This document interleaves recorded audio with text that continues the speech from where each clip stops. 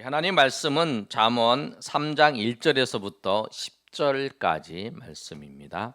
잠언 3장 1절에서부터 10절까지 말씀. 구약성경 913면에 있습니다. 우리 한 절씩 우리 교독하겠습니다. 내 아들아, 나의 법을 잊어버리지 말고 내 마음으로 나의 명령을 지키라.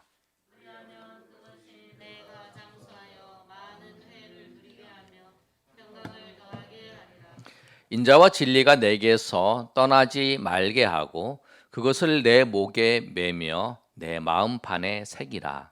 그리하면 내가 하나님과 사람 앞에서 은총과 기중이 여김을 받으리라. 너는 마음을 다하여 여호와를 신뢰하고 내 명철을 의지하지 말라. 너는 범사에 그를 인정하라. 그리하면 내 길을 지도하시리라. 스스로 지혜롭게 여기지 말지어다. 여호와를 경외하며 악을 떠날지어다. 이것이 내 몸의 양약이 되어 내 골수를 윤통하게 하리라. 내 재물과 내 소산물의 처음 익은 열매로 여호와를 공경하라. 그리하면 내 창고가 가득히 차고 내 포도즙들에 새 포도즙이 넘치리라. 아멘. 오늘 말씀은 우리가 매달 한 구절 말씀을 암송합니다. 그래서 내비게이터에서 나오는 69절 중에서 저희가 이제 한 구절씩 하는데 순서가 돼서 오늘은 이제 잠언 3장 9절에서 10절까지 말씀이에요. 그래서 그 말씀에 대해서 우리가 첫 주는 우리가 외우는 말씀에 대해서 상고를 하는 시간입니다. 오늘 말씀을 보시면 잠언입니다. 잠언은 지혜서예요. 솔로몬이 자기 아들에게 기록해서 남긴 말씀인데, 이 잠언은 지혜를 얻는 서라고 말씀하고 있는데, 오늘 이 말씀을 통해서 우리가 지혜로운 삶을 살려면 어떻게 해야 되는지 오늘 말씀을 통해서 살펴보도록 하겠습니다. 어떻게 하는 것이 지혜로운 삶을 사는 것인가? 첫째로 1절의 말씀을 보면 뭐라고 기록되어 있냐면, 우리 1절 말씀 다 같이 읽겠습니다. 시작. 내 아들아, 나의 법을 잊어버리지 말고 내 마음으로 나의 명령을 지키라. 뭐라고 말씀하고 있냐면 부모의 말을 따라야 된다라고 말씀을 합니다. 그런데 오늘 이 본문의 말씀을 잘 읽어야 돼요. 오늘 내 아들아, 나의 법을 잊어버리지 말고 내 마음으로 나의 명령을 지키라 이렇게 말씀하고 있는데, 여기서 나의 법은 뭐냐면 나의 그 말하는 사람의 경험, 또 생각, 또 만들어 오는 그 법을 말하는 게 아니에요. 원어로 이렇게 살펴보면 이 나의 법이라는 단어가 어떻게 되냐면 토라티라고 되어 있어요. 토라가 뭐냐면 하나님의 말씀이에요. 나의 하나님의 말씀을 잊어버리지 말라는 거예요. 나의 하나님의 말씀을 잊어버리지 말고 그 말씀을 지키라고 하는 거예요. 그러니까 그 부모가 자녀를 지도할 때에 뭐냐면 하나님의 말씀으로 지도를 하는 거죠. 그 말씀을 잊어버리지 말고 따라라 라고 말씀을 하는 거예요. 우리가 말씀을 지킬 때에 말씀을 지킬 수 있도록 도와주는 사람이 있어야 돼요. 왜냐하면 어떻게 하나님의 말씀을 우리가 적용해서 지키는 게 쉽지가 않아요. 왜 그러냐면 하나님의 말씀은 원리예요. 원리만 기록되어 있어요. 세세하게 하나님의 말씀이 우리의 삶이 이건 어떻게 하라, 이건 어떻게 하라, 이건 어떻게 하라 이렇게 다 기록되어 있는 게 아니라, 그렇게 기록하려면 이 성경이 다 부족해요.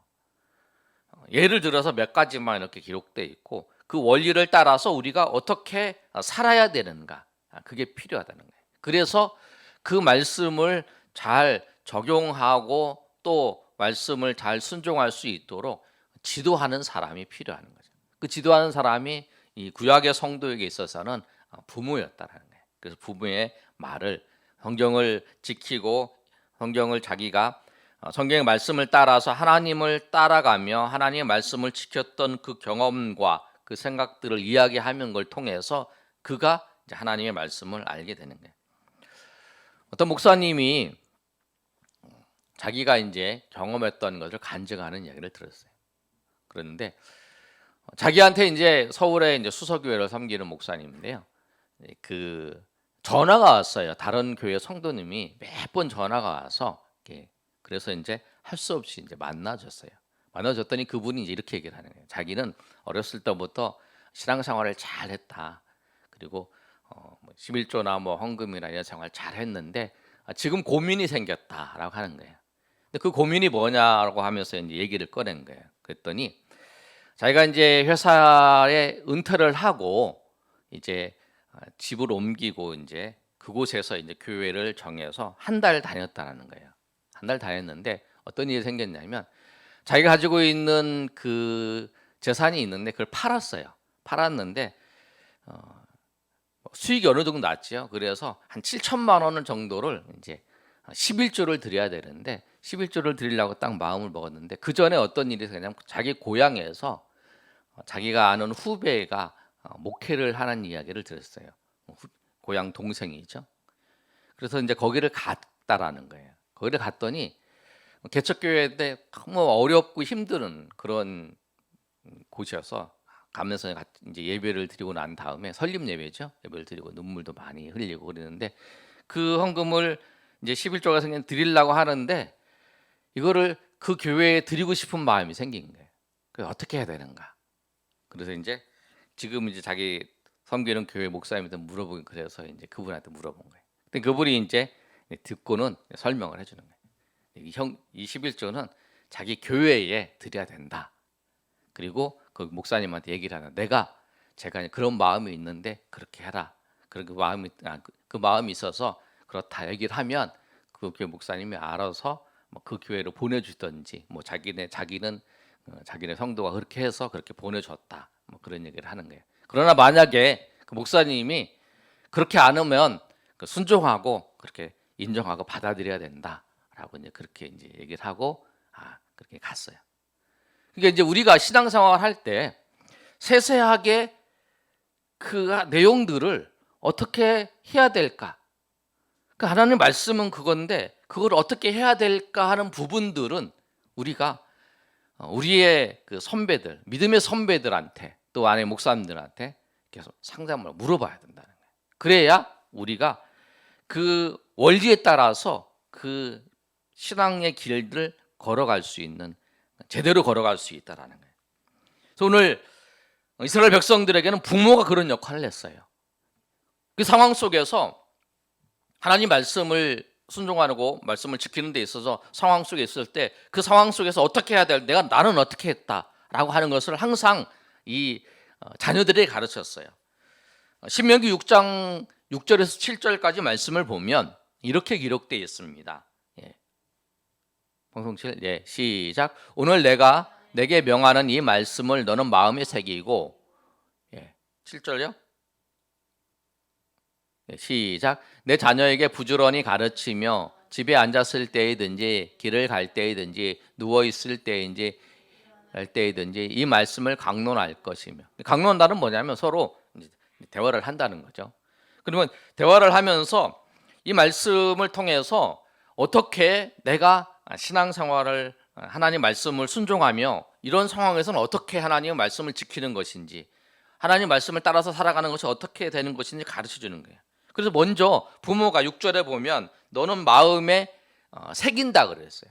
그러니까 먼저 그 말씀을 이제 권면하고 그 가르쳐주는 사람이 먼저 말씀이 그 마음 속에 새겨져 있어야 되는 거예요. 그래서 자기의 경험을 이야기하는 게 아니야. 성공하는 법을 얘기하는 게 아니고 잘 되는 법을 이야기해 주는 게 아니라는 거예요.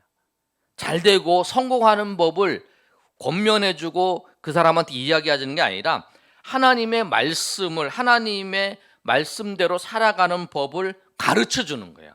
이야기해 주는 거예요. 이렇게 사는 것이 이렇게 행하는 것이 하나님이 기뻐하는 것이다라고 이야기해 주는 거예요. 그 사람들의 말을 따라가는 거죠. 근데 권면할 때 참 우리가 주의해야 될 점이 있어요.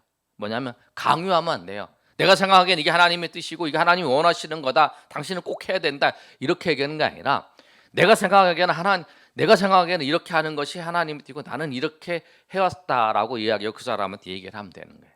그러면 그 사람이 알아서 그 이야기를 듣고 자기가 판단하고 그렇게 행하는 거예요. 이런 사람이 있어야 된다. 그래서 이렇게 행해야 된다는 거예요. 내가 어떤 일을 행할 때에 이게 정말 맞는 것인가? 이게 정말 하나님께서 원하시는 거, 하나님 기뻐하는 뜻을 내가 잘하고 있는가를 물어보고 같이 이제 생각하고 같이 이야기해 줄 사람들이 있어야 되는, 이런 게 신앙의 선배죠. 신앙의 선배고 신앙의 동료가 이런 사람이 있어야 되는 거예요. 그래서 내가 판단할 때에 내가 생각은 나의 생각과 나의 판단으로 생각하는 것이 아니라 하나님 말씀에 비춰서 판단하고 생각할 수 있도록 서로 이야기를 해주고 도와주는 사람, 그런 사람들이 우리에게 있어야 된다. 그래서 오늘 이 솔로몬에게 있어서는 그 구약에 있어서는 부모가 그런 역할을 했다는 거예요. 부모가 말씀을 가르치면서 그런 역할을 했다는 거예요. 그래서 그 말씀을 따라서 살 때에 어떤 은혜가 있냐면 2절에 있는 것처럼 우리 다 같이 한번 읽어볼까요? 시작. 그리하면 그것이 내가 장수하여 많은 해를 누리게 하며 평강을 더하게 하리라. 아멘. 그런 자에게 하나님이 장수하게 하고 그 다음에 평강을 더해 주신다는 거예요. 부모의 말씀에 순종하는 자에게 부모를 공경하라 그러면 내가 장수하리라 하는 말씀처럼 그런 사람에게 하나님께서 장수의 복을 주시고 또 평강의 하나님이 복을 인도해 주신다고 하는 거예요. 오늘 이 말씀처럼 우리가 지혜롭게 우리의 생각이 아니라 하나님의 말씀을 따라서 우리가 날마다 나아가시는 또 그런 사람들을 이야기를 듣고 좀 더 우리의 생각에 빠지지 아니하고 우리 생각에 따라 살아가지 아니하고 하나님 말씀대로 살아가시는 저 여러분 되시기를 예수님 이름으로 축원합니다. 두 번째로 지혜로운 삶은 뭐냐면 인자와 진리를 목에 메고 마음판에 새기어서 살아가는 사람이에요. 오늘 말씀 3절의 말씀을 보면 이렇게 기록되어 있습니다. 우리 다 같이 한번 읽어보겠습니다. 시작.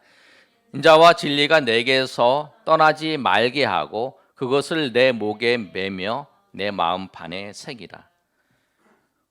오늘 뭐를 하라고 하냐면 인자와 진리를 목에 매라는 거예요. 목에 매면 계속 보지요. 그 다음에 마음판에 새기라는 거예요. 인자와 진리. 근데 인자와 진리가 뭐길래 마음판에 새기고 또 목에다 매라고 그랬을까?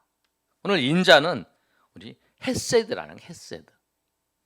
인애라고 하는 단어 여러분 들어봤어요. 사랑과 긍휼로 해석될 수도 있고요. 그런데 이 인자라고 하는 단어 이 헤세드가 세 가지로 쓰여요. 첫 번째는 뭐냐면 하나님께서 우리에 대한 그 사랑.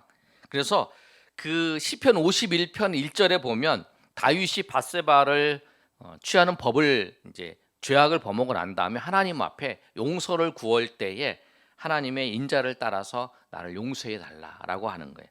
51편 1절 한번 봅시다. 한번 읽어보겠습니다. 앞에 있습니다. 시작. 하나님여 주의 인자를 따라 내게 은혜를 베푸시며 주의 많은 긍휼을 따라 내 죄악을 지워 주소서. 이게 죄악을 범했을 때에 하나님 앞에 요청하는. 그럴 때 주의 인자라고 할 때 이게 헤세드예요. 주의 인자를 따라 주님께서 우리를 불쌍히 여겨 주시고 우리를 사랑하셔서 나를 사랑하셔서 나의 은혜 베풀어 달라고. 그리고 그 긍휼을 따라서 내 죄악을 없애 달라고 그러잖아요. 호세아 6장 6절에 보면 우리가 또 하나님 앞에 또 할 때에 또 하나님이 우리에게 원하시는 것도 헤세드 인애를 원해서요. 호세아 6장 6절 한번 읽어보겠습니다. 시작. 나는 인애를 원하고 제사를 원하지 아니하며 번제보다 하나님 아는 것을 원해. 하나님께서 뭐냐면 나는 인애를 헤세드를 원한다는 거예요. 하나님도 우리에게 헤세드를 원해요. 그리고 제사를 원하지 않아요. 번제보다 하나님 아는 것을 원해요. 또 에스더 2장 17절의 말씀을 보면 이렇게 기록되어 있습니다. 에스더 2장 17절 한번 읽어보겠습니다. 시작. 왕이 모든 여자보다 에스더를 더 사랑하므로 그가 모든 처녀보다 왕 앞에 더 은총을 얻은지라.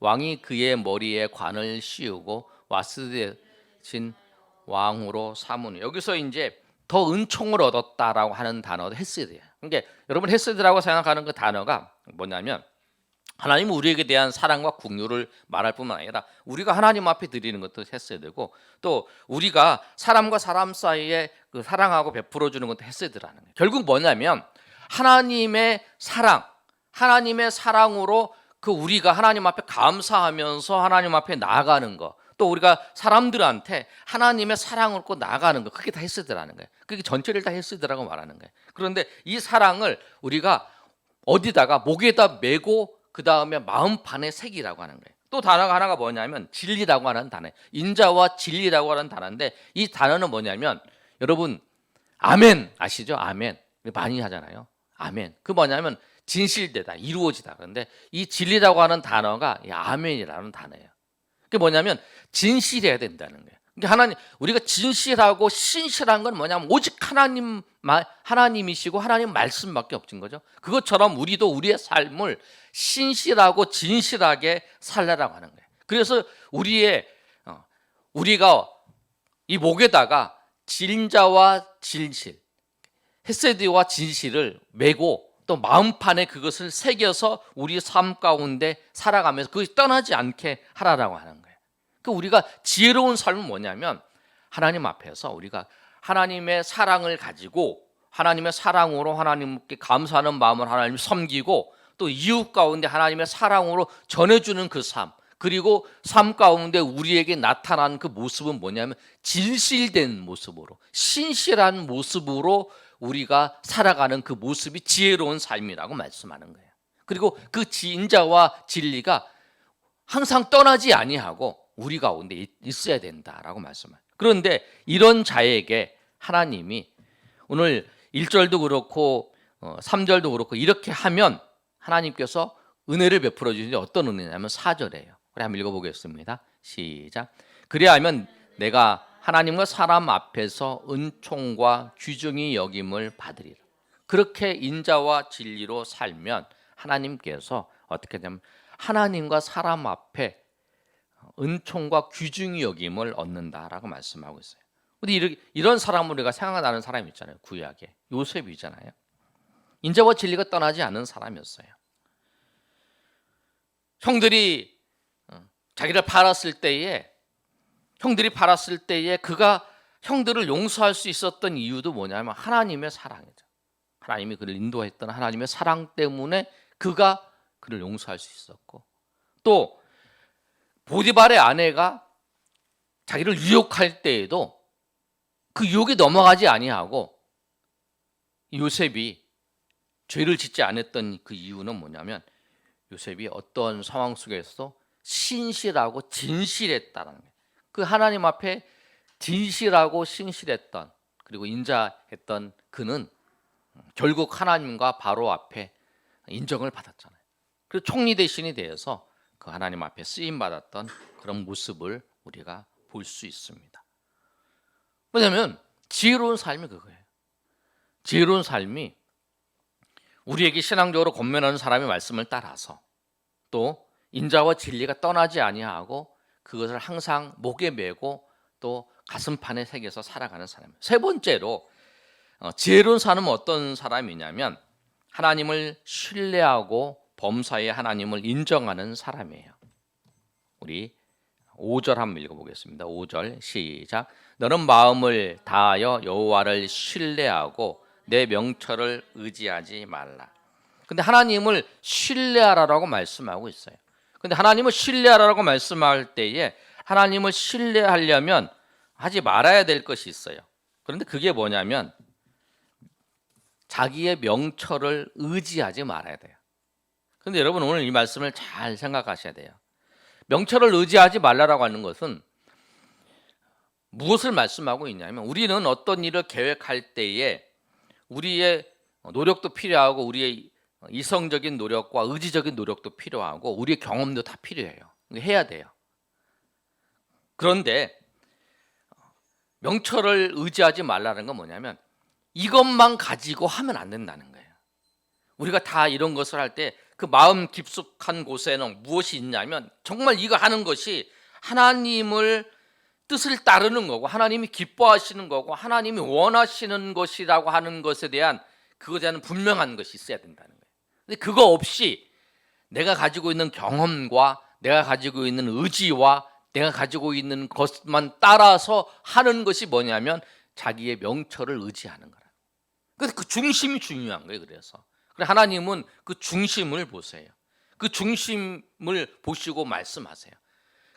자기의 의지와 자기의 노력과 자기의 경험과 이런 걸 그걸 가지고 살아가는 사람들, 그리고 하나님을 뜻과 하나님의 그 원하시는 걸 찾지 않는 사람을 잠언 16장 18절에 뭐라고 말씀하고 있냐면 그런 사람을 교만한 사람이라고 얘기를 해요. 방송 준비됐어요? 잠언 16장 18절 말씀을 보면 교만은 패망의 선봉이요 거만한 마음은 넘어짐의 앞잡이라고 말씀하고 있어요. 그렇다는 거예요. 내 명찰만 의지하면 그렇다는 거예요. 내 경험, 내 의지만 의지하면 그렇다는 거예요. 그 속에 하나님이 원하시고 하나님이 기뻐하시고 하나님이 뜻을 따르려고 하는 그 마음과 그 후에 그것을 이루기 위해서 내가 가지고 있는 경험을 사용하는 거예요. 그게 중요하다는 거예요. 먼저는 하나님의 뜻을 찾아야 되는 거죠. 하나님 원하시는 것을 찾아야 돼요. 그리고 그 뒤에 이것을 이루기 위해서 하나님은 우리 가운데 지금까지 나에게 베풀어 주시고 나에게 경험하게 하시고 나에게 훈련하시고 내가 알게 하셨던 그 지식들을 사용해서 하나님의 뜻을 이루어가는 거예요. 그게 하나님을 신뢰하는 거예요. 그런데 하나님을 신뢰하고 난 다음에 우리가 어떻게 해야 되냐면 6절에 이렇게 말씀하고 있어요. 너는 마음을 다하여 여호와를 신뢰하고 내 명철을 의지하지 말라. 그 다음에 뭐냐면 6절이에요. 6절 읽어보겠습니다. 시작. 너는 범사의 그를 인정하라. 그리하면 내 길을 지도하시리라. 하나님을 범사에 인정하라는. 범사는 뭐냐면 모든 일에 모든 일에 하나님을 인정하는. 하나님을 신뢰하는 거 이제 할 수 있다고 얘기를 해요. 그러나 하나님을 인정하는 것은 쉽지 않아요. 많은 기독교인들이 여기서 잘 안 되는 것 같아요. 나는 하나님을 믿어. 하나님을 믿고 하나님을 섬겨. 그러나 삶에 어려운 일이 닥쳤을 때, 환난과 어려움이 닥쳤을 때 그 상황 속에서 하나님을 인정하고 나가는 것, 그게 쉽지 않더라. 그런데 그럴 때일수록 우리가 하나님을 인정해야 돼요.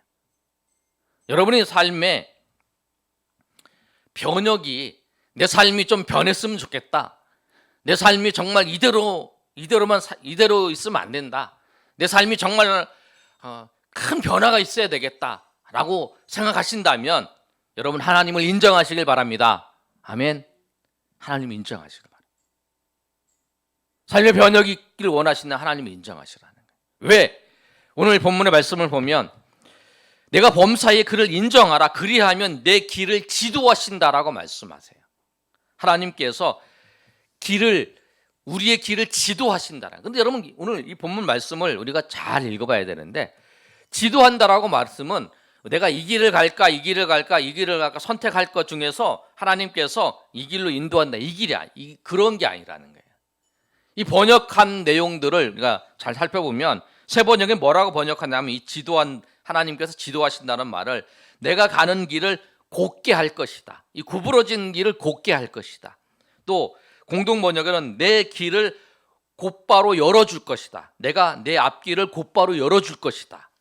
또 쉬운 성경에 뭐라고 번역하냐면 너의 길을 형통하게 만들어줄 것이다 라고 말.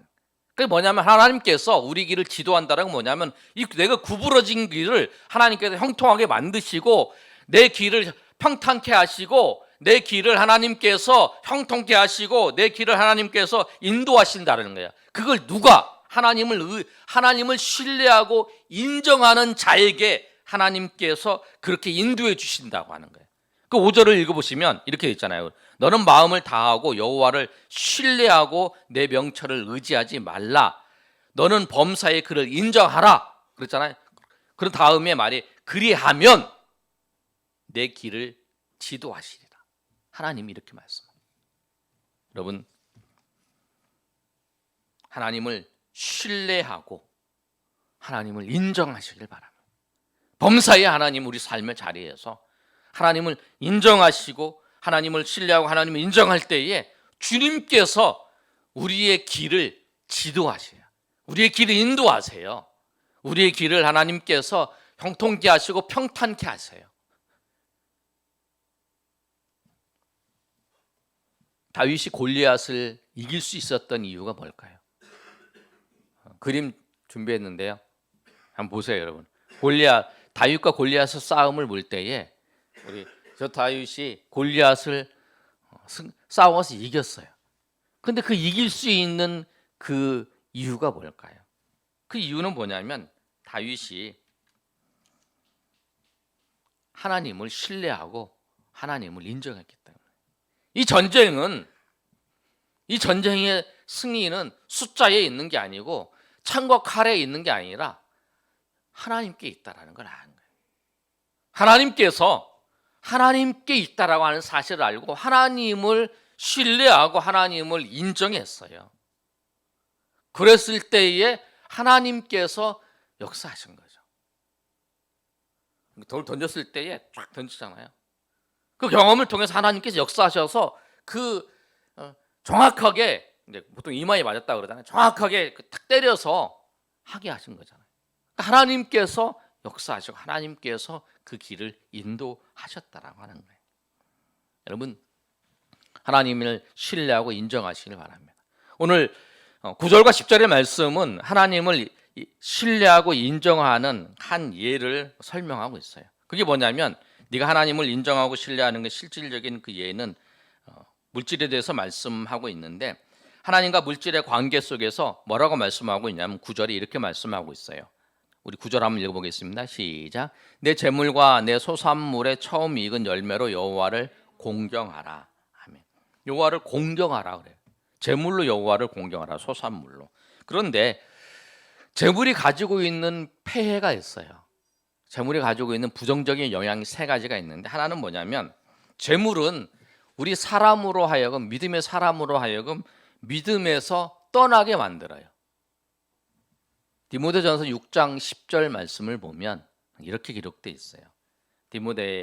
바울이 디모데에게 쓴 편지인데요. 자, 시작. 돈을 사랑함이 일만 악의 뿌리가 되나니 이것을 탐내는 자들은 미혹을 받아서 떠나 많은 심으로 자기를 찔렀도다. 믿음에서 떠나게 한다는 거예요. 그리고 돈 때문에 미혹을 받아서 우리로 하여금 믿음에서 떠나게 만드는 힘이 있는 게 뭐냐면 돈이에요. 재물이에요. 또 이 재물은 우리 사람으로 하여금 교만하게도 만들어요. 에스겔 28장 5절 말씀을 보면, 한번 읽겠습니다. 시작. 내 큰 지혜와 내 무역으로 재물을 더하고 그 재물로 말미암아 내 마음이 교만하였도다. 그러니까 이 재물이 많아지는 걸 통해서 이 두로, 28장이 이제 두로에 관해서 하나님 예언하는 그 내용이에요. 재물로, 무역으로 재물을 더하고 그 재물로 말미암아 교만해졌다는 거예요. 이 두로가. 그다음에 또 이 재물은 어떤 영향이 있냐면 하나님보다 재물을 더 의지하게 만들어요. 시편 52편 7절 말씀 한번 보겠습니다. 시작. 이 사람은 하나님을 자기 힘으로 삼지 않고 오직 재물의 풍부함을 의지하며 자기의 악으로 스스로 든든하게. 아멘. 뭐냐면 이 세 가지가 있어요. 사람을 하여금 믿음에서 떠나게 만들어요. 또 교만하게도 만들고 또 재물을 의지하게 만들어요. 이게 재물이 가지고 있는 그런 폐해예요. 그런데 우리가 하나님과 재물을 같이 섬길 수 있을까요? 성경은 그렇게 말씀하고 있지 않습니다. 우리는 하나님과 재물을 같이 섬길 수 없어요. 하나님을 섬기더니 재물을 섬기대. 그래서 누가복음 16장 13절에 예수님께서 뭐라고 말씀하시냐면 이렇게 말씀하세요. 집 하인이 두 주인을 섬길 수 없나니 혹은 미워하고 저를 사랑하거나 혹은 이를 중히 여기고 저를 경히 여김이니라. 우리 너희는 감 읽어보겠습니다. 시작. 너희는 하나님과 재물을 겸하여 섬길 수 없다. 그러니까 우리가 하나님과 재물을 겸하여 섬길 수 없어요. 그러니까 얼마나 재물이 영향력이 큰가를 예수님께서 말씀하셨어요. 그런데 사람들을 하여금 이 재물이 얼마나 영향력이 크냐면 하나님의 자리를 대체할 정도로 하나님의 자리를 대체해서 섬기는 정도로 그 재물의 영향력이 굉장히 크다라는 거예요. 그런데 이 재물의 불이한 영향력이 얼마나 큰가를 말씀하고 있는데 이 재물의 불이한 영향력을 극복할 수 있는 방법은 뭐라고 말씀하고 있냐면 성경은 이 재물로 우리가 재물을 섬기는 게 아니라 이 재물로 우리로 하여금 재물을 통해서 하나님을 떠나게 만들고 재물을 통해서 교만하게 만들고 재물 때문에 하나님 대신 섬기게 만드는 이 재물을 가지고 어떻게 해야 되냐? 이 재물을 가지고 너희는 하나님을 공경하라라고 하는 거예요. 9절의 말씀이 그래요. 내 재물과 내 소산물의 처음 익은 열매로 여호와를 공경하라라고 하는 건 뭐냐면 이 재물이 그렇게 되는 피해를 가지고 있는 건데 너희는 그걸 섬기지 말고 오히려 이 재물을 가지고 하나님을 공경하는데 써라. 하나님을 공경하는데 이걸 써라는 거예요. 그래서 오늘 말씀이 그거예요. 이 내 재물과 내 소산물의 처음 익은 열매로 여호와를 공경하라는 거예요. 이 재물로 여호와를 공경하라. 우리가 하나님 앞에 이 재물을 드리라고 하는 거죠. 그런데 그걸 뭘 말하냐면 내가 헌물을 드린다는 거, 내가 하나님 앞에 11조를 드리고 내가 헌물을 드린다는 것은 뭐냐면 이 모든 재물이 내게 주신 이 모든 재물이 내 것이 아니라 하나님이 것이라고 하는 것에 믿음의 고백이라고 하는 거예요. 아멘. 우리의 고백이라는 거예요. 이것이 우리의 고백이에요. 나는 물질을 섬기는 사람이 아니라 이 물질마저도 하나님께서 주신 것입니다. 하나님 모든 것이 하나님의 것입니다. 그리고 하나님의 모든 것이 주신 것이고 또 하나님께서 하나님을 섬기도록 주신 거고 내가 이 물질을 통해서 하나님을 섬기는 사람이고 나는 하나님을 섬기는 사람이지 나는 물질을 가지고 빠지고 물질에 대해서 매여 있는 사람이 아니라 내가 하나님을 섬기는 사람입니다라고 고백하는 거예요. 그 물질이 하나님의 것이라는 것을 고백하는 거예요. 그 고백을 한 자, 그게 물질도 하나님을 인정하는 거예요. 물질 세계에서도. 그런 자에게 하나님께서 어떻게 하시냐면 드리면 부족하지요. 내가 드렸어요. 그러면 내가 당연히 없어지잖아요. 그게. 그런데 하나님은 뭐라고 말씀하시냐면 이렇게 말씀해요. 내 재물과 내 소산물의 처음 익은 열매로 여호와를 공경하라. 그리하면 뭐라고 말씀하냐면 10절 다 같이 읽겠습니다. 시작. 그리하면 내 창고가 가득히 차고 내 포도즙 틀에 새 포도즙이 넘치리라. 아멘. 우리가 그런 고백을 하나님을 인정할 때에 하나님께서 우리의 삶에 또 우리의 미래를 책임져 주신다고 하는 거예요. 아멘. 그래서 내 창고가 가득히 차고 내 포도즙 틀에 새 포도즙이 넘친다라고 말씀하는 거예요. 그러니까 하나님의 인도하심을 받고 살아가는 그게 지혜로운 삶이에요. 오늘 말씀 여러분 제가 헌금에 대해서 얘기를 잘 안 해요. 근데 오늘 이제 11월 달 우리가 암송 구절이 여기서 나와서 말씀드리는데 그렇다는 거예요. 이 말씀을 통해서 정말 지혜로운 삶이 어떤 거냐? 하나님을 신뢰하고 하나님을 인정함을 통해서 그 언약의 언약의 복을 받는 사람이 지혜로운 사람이에요. 이게 우리가 하나님 앞에 드렸다고 해서 하나님이 내가 드렸기 때문에 하나님 주세요 이게 아니라 내가 하나님의 말씀을 순종하는 걸 통해서 하나님의 말씀을 지키는 걸 통해서 하나님이 우리에게 언약으로 약속하신 것을 우리에게 주시는 거예요. 그게 이제 우리가 하나님 앞에 그 말씀을 순종해야 될 이유가 그거예요. 하나님 우리에게 약속하셨어요. 언약으로. 그 약속하신 것을 하나님께서 우리에게 주시는 거예요. 그래서 오늘 이 구약의 이 솔로몬을 통해서 말씀하신 내용도 그거예요. 여호와를 공경하고 부모의 말씀을 통해서 하나님 말씀을 지키고 또 인자와 진리를 네가 목에 메고 가슴에 마음판에 새기고 그렇게 살아가면 하나님 너를 높여주시고 또 너를 귀중히 여기시고 은총을 베풀어 주시고 또 하나님을 인정하면 하나님께 너희를 형통케 된다. 너희를 하나님께서 지도하신다라고 말씀해요. 그 지도하시는 그 내용 속에서 이제 그 하나님 앞에 드리는 부분에 대해서 이제 말씀하고 있는 거예요.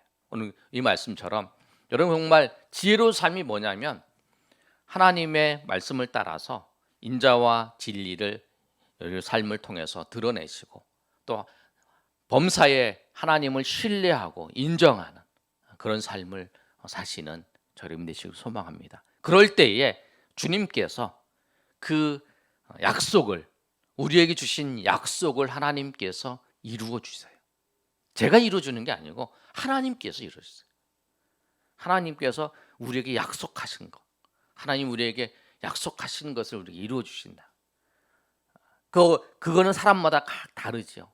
똑같은 방법으로 이루어 주신 게 아니라 희한하게 그 사람에 맞게 환경과 상황 속에서 부족하지 않게 하나님이 우리의 삶을 이끌어 주시고 인도해 주신 하나님의 은혜가 있다라는 사실을 여러분 꼭 기억하시고 그 하나님 앞에 여러분 지혜로운 삶을 살아가시는 저희 여러분 되시기를 예수님의 이름으로 축원합니다. 이 시간에 우리 한번 찬양하고 우리 기도하는 시간 갖겠습니다.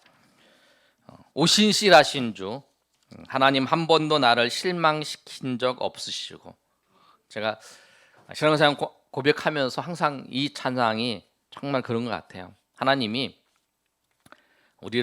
나를 실망시킨 적 없으시고 언제나 공평과 은혜로 나를 지키시고 인도하시고 지나온 모든 세월 돌아보아도 어느 것 하나 주의 손길 안 미친 곳 전혀 없네. 그렇습니다, 여러분.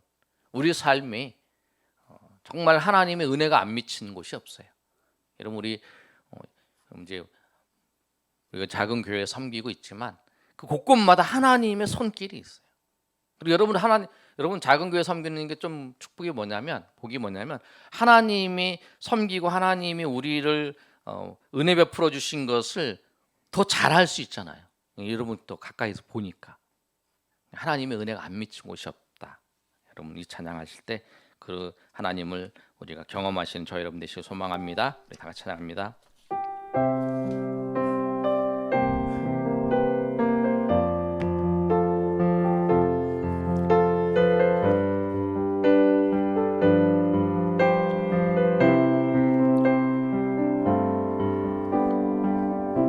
하나님 한 번도 나를 실망시킨 적 없으시고 언제나 공평과 은혜로 나를 지키셨네. 신실하신 주, 오 신실하신 주, 내 너를 떠나지도 않으리라, 내 너를 버리지도 않으리라. 약속하셨던 주님, 그 약속을 지키사 이후로도 영원토록 너를 지키시리라 확신하네. 지나온 모든 세월 다 일어나 찬양했습니다. 지나온 모든 세월들 돌아보아도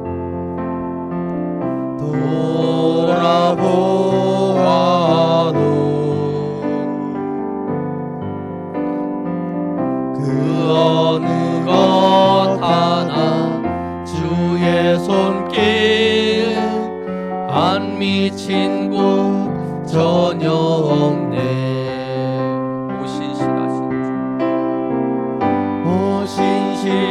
신실하신 주, 오 신실하신 주, 내 너를 떠나지도 않으리라, 내 너를 버리지도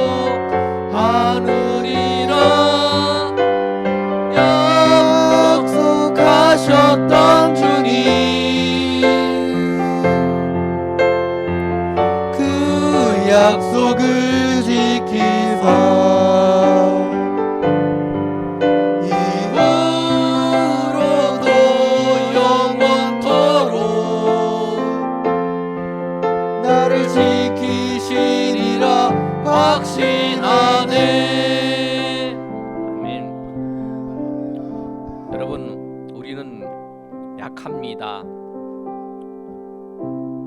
우리는 연약합니다. 방송제 마이크 좀 올려주세요.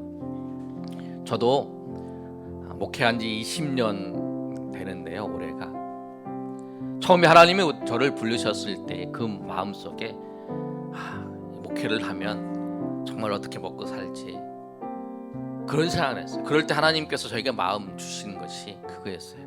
염려하지 말라, 내가 너를 인도하겠다, 그런 마음을 주셨어요. 그런데 지난 20년 동안 하나님께서 정말 필요할 때마다 하나님이 공급하시고 인도하시고 역사하시고 그걸 보았습니다. 그래서 지금은 하나님께서 앞으로도 그렇게 인도하시고 하나님께서 모든 것을 주관하실 것을 기대합니다. 여러분, 혹시 정말 내가 하나님 앞에 정말 하나님 말씀대로 정말 하나님께서 뜻하신 대로 할 때에 정말 그럴까? 아닙니다. 하나님은 신실하십니다. 하나님 우리를 버리지 아니고 그 약속을 지키시고 인도하시는 분이십니다. 여러분, 하나님을 믿으시고 정말 그 약속을 붙잡고 정말 하나님 앞에 여러분 정말 여러분의 삶이 변혁되기를 원하신다면 정말 하나님을 신뢰하시고 하나님을 범사에 인정하시면서 주님 앞에 나아가시길 바랍니다. 그러면 그분이, 그 하나님께서 여러분을 지도하시고 여러분을 평탄케 하시고 여러분의 길을 하나님께서 인도하실 것입니다.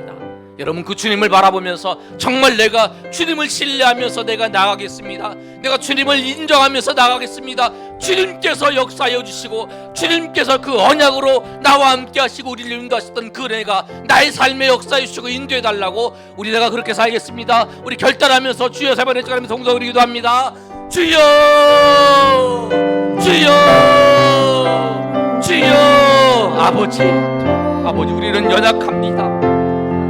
저도 하나님, 처음에 하나님께서 부르셨을 때에 그런 마음이 들었습니다. 정말 하나님, 정말 아버지 나의 삶이 어떻게 되겠습니까? 하나님 아버지여, 나의 삶이 어떻게 되고 내 인생이 어떻게 될까 그런 생각을 할 때도 있었습니다. 그러나 정말 삶의 자리에서 주님을 신뢰하고 인정하면서 내가 연약하지만 주님의 그 말씀을 붙잡고 비틀거리면서 그 길을 걸어갔을 때에 주님께서 그 삶을 인도하셨고 주님께서 역사하셨고 주님께서 우리의 삶에 정말 아버지 이 목회와 또 아버지 이 삶에 주님의 손길이 안 미친 곳이 없고 주님의 은혜가 안 미친 곳이 없었던 그 모든 것을 보면서 주님 아버지, 오늘도 하나님 앞에 나와 아버지여 기도하며 예배하는 주의 백성들 하나님께서 불쌍히 여겨주시옵소서. 정말 아버지 하나님, 정말 아버지 하나님, 이들 가운데 아버지여 주님을 신뢰하며 정말 아버지여 삶의 변혁을 아버지 일으키기를 원한다면 주님을 신뢰하며 인정하며 그 길을 걸어갈 수 있도록 도와주시옵소서. 주님 아버지 역사해 주시옵소서. 주님 아버지 인도하여 주시옵소서. 하나님께서 아버지 신실하십니다. 오 신실하십니다. 주님께서 아버지 한번 하나님도 우리를 실망시키신 적 없으신 그분을 바라보며 나아갈 수 있도록 주님 도와주시옵소서. 아버지가 역사해 주시기를 원합니다. 주님 아버지 우리에게 믿음도 하여 주시고 우리에게 은혜도 하여 주시고 정말 아버지 우리가 정말 하나님을 신뢰하며 경외하며 나아갈 수 있도록 도와주시고 물질들로 아버지 정말 아버지 이 물질로 아버지 우리가 믿음의 자리에서 멀어지고 교만해지며 주님 아버지 우리가 이 아버지 물질을 섬기는 것이 아니라 이 물질을 통해 아버지 하나님을 공경하며 하나님을 섬기는 자가 될 수 있도록 도와주시옵소서. 주님 아버지 역사하여 주시옵소서. 인도하여 주시옵소서. 주님께서 함께 해주시기를 원합니다. 주님께서 역사해 주시기를 원합니다. 주님 아버지